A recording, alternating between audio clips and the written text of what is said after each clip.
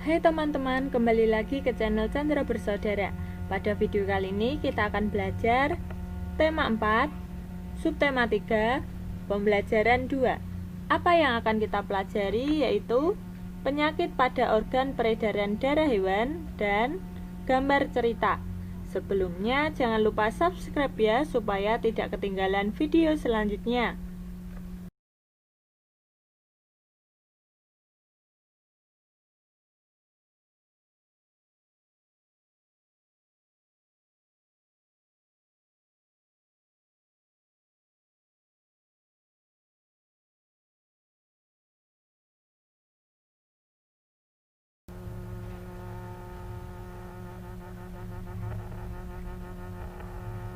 Udin gemar membaca. Udin memiliki banyak buku cerita rakyat. Ada cerita Lutung Kasarung, Bawang Merah dan Bawang Putih, Keong Emas, dan masih banyak lagi cerita rakyat lainnya. Udin jadi mengetahui beberapa cerita rakyat dari berbagai daerah. Sore hari, Edo bermain ke rumah Udin. Edo melihat banyak buku cerita di rumah Udin. Edo bermaksud meminjam satu buku cerita yang berjudul Kancil dan Siput. Udin pun meminjami buku ceritanya kepada Edo. Edo bergegas pulang setelah Udin meminjami buku. Tidak lupa Edo mengucapkan terima kasih dan berpamitan sebelum meninggalkan rumah Udin. Sikap baik apakah yang perlu kamu teladani dari diri Udin? Sikap baik apa pula yang perlu kamu teladani dari diri Edo? Mengapa kamu harus meneladani sikap baik dari Udin dan Edo?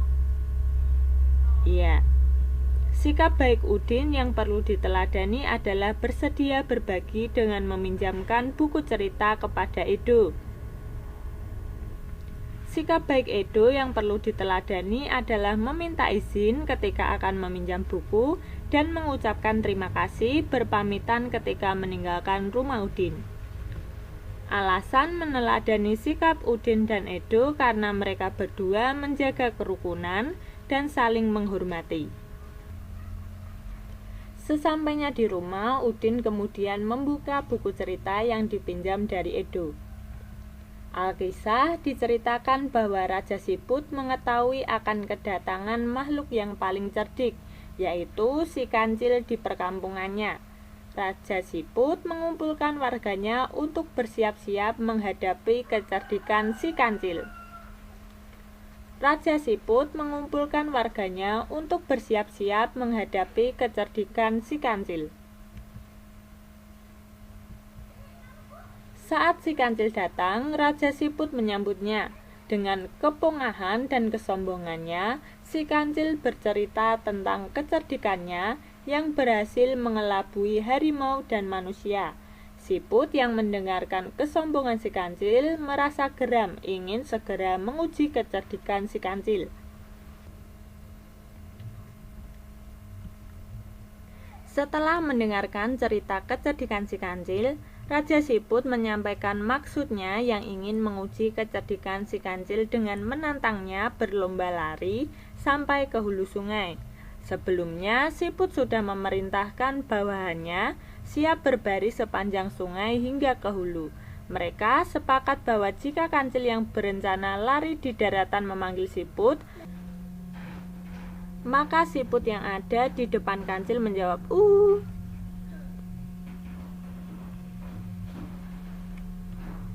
Kesepakatan antara Raja Siput dan kancil pun dibuat.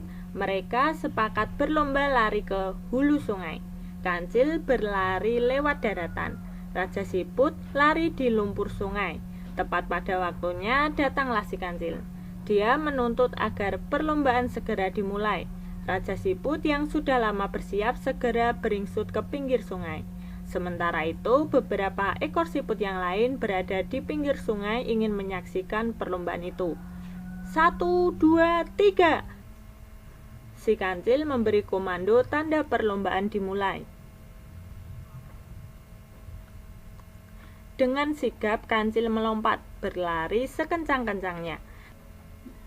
Setiap 50 langkah, dia berseru, "Di mana engkau, siput?" Jawab siput yang berada di depannya. Si kancil semakin mempercepat larinya. Lalu terdengar lagi si kancil berseru, "Di mana engkau, siput? Kembali terdengar jawaban siput telah berada di depannya.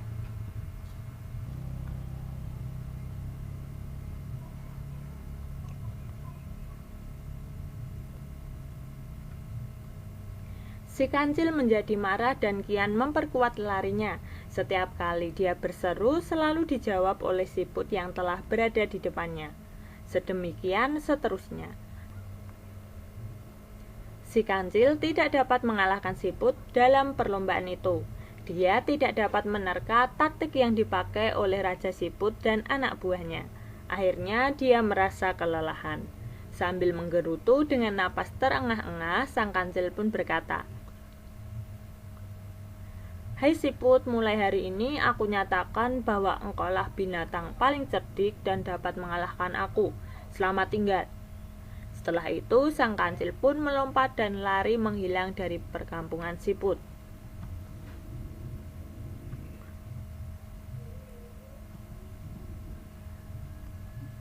Sekarang tinggallah siput-siput itu bergembira ria. Mereka yang telah bekerja keras, bergotong royong, serta dapat membina persatuan dan kesatuan.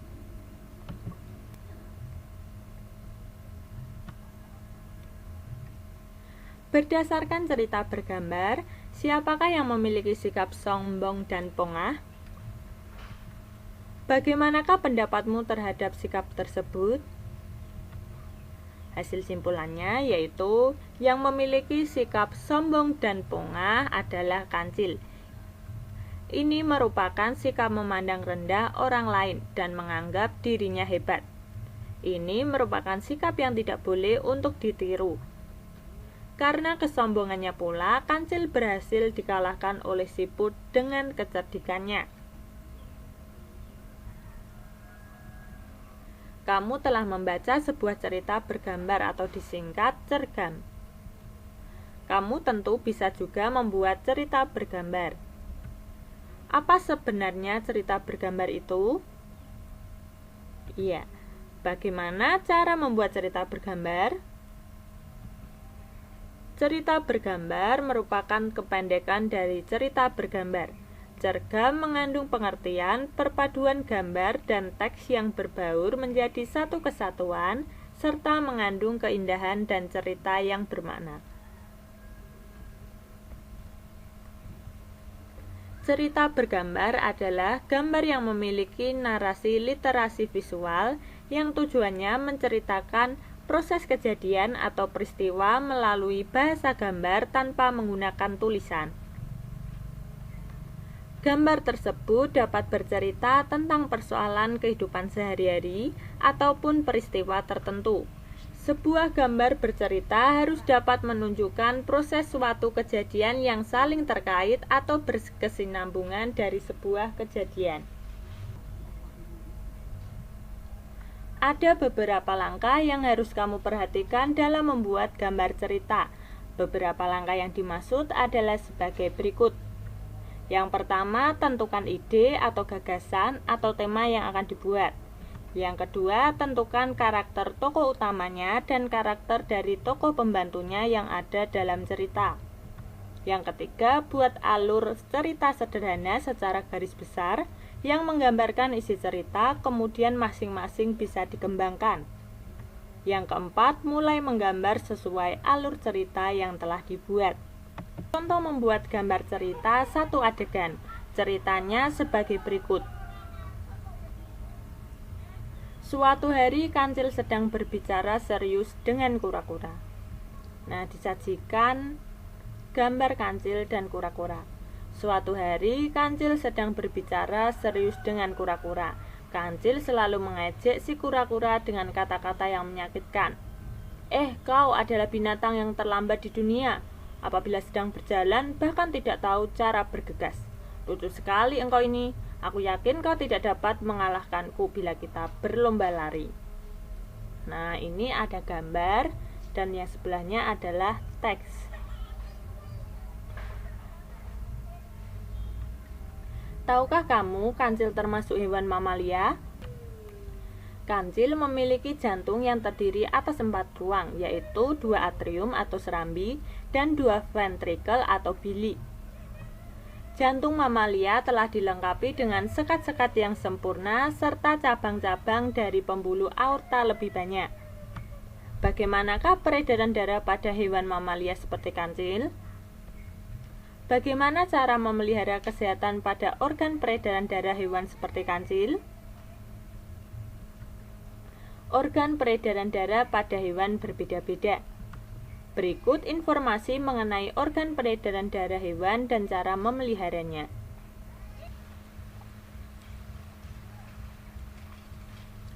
Berikut disajikan informasi mengenai nama hewan, organ peredaran darah, gangguan pada organ peredaran darah, dan cara memelihara kesehatan organ peredaran darah.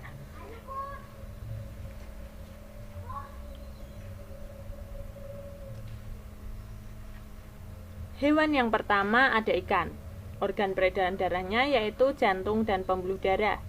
Gangguan pada organ peredaran darahnya yaitu amoebiasis.